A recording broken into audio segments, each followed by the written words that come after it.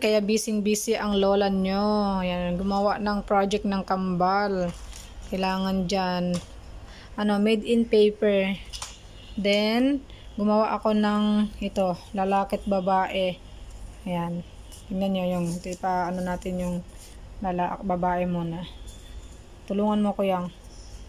Ayan, may, siya, pag ganyan siya, ang ilalagay daw kasi yung adjective daw. Ayan, caring, sweet, small, friendly, beautiful. Ayan, magbubukas yan siya. Ayaw na sabihin yan. Ganyan siya, na tuloy. Ganyan siya. Ayan, ganyan. So, sa lalaki naman, yan, ang cute, oh. Tingnan nyo, ang cute. Diba, ang cute?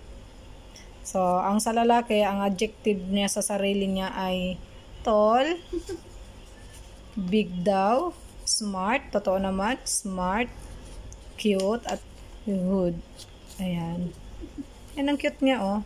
Ang cute niyang dalawa. Ayan, dyan na muna yung flower na yan, at saka, ganyan lang yan. Oh, tingnan nyo, oh.